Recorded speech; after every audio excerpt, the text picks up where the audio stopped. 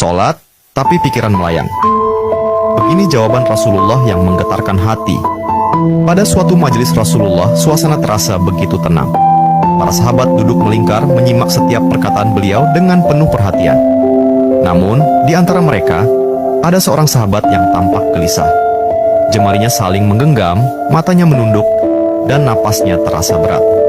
Setelah beberapa saat ragu, ia akhirnya mengangkat wajah dan berkata dengan suara lirih, "Wahai Rasulullah, aku ingin bertanya, tetapi aku khawatir pertanyaanku ini akan membuatku semakin malu di hadapan Allah."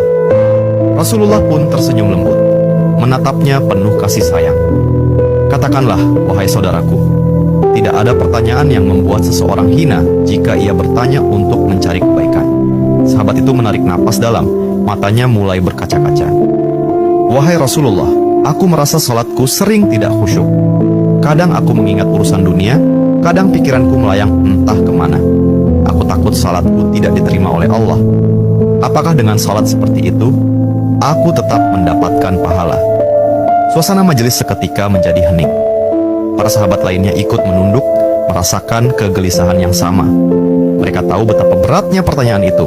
Namun, yang terjadi setelahnya benar-benar di luar dugaan. Rasulullah tidak langsung menjawab. Beliau menatap sahabat itu dengan penuh kelembutan. Lalu tiba-tiba air mata mulai membasahi pipi beliau. Para sahabat terkejut. Mereka jarang melihat Rasulullah menangis dalam situasi seperti ini. Dengan suara bergetar, beliau berkata, "Demi zat yang jiwaku berada di tangannya, sungguh setan tidak akan pernah berhenti berusaha mencuri bagian dari salat seorang hamba hingga ia teralihkan. Tetapi ketahuilah, Allah tetap melihat usahamu."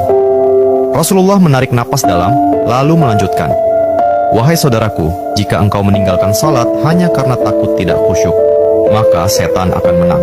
Tetapi jika engkau tetap berusaha salat meski pikiranmu teralihkan, ketahuilah bahwa setiap kali engkau berusaha kembali kepada Allah dalam salatmu, saat itulah Allah menyambutmu." Mendengar itu, sahabat tersebut tak mampu menahan tangis. Begitu pula para sahabat lainnya. Kemudian Rasulullah melanjutkan dengan penuh kelembutan, "Bayangkan seorang ibu yang melihat anaknya berjalan ke arahnya, tetapi anak itu sering jatuh dan tersandung. Apakah sang ibu akan marah? Tidak. Ia justru akan berlari menghampirinya, mengangkatnya, dan mendekapnya erat. Itulah Allah. Ia lebih penyayang daripada seorang ibu kepada anaknya. Selama engkau terus kembali, Allah akan selalu menerimamu." Air mata mengalir di pipi sahabat itu.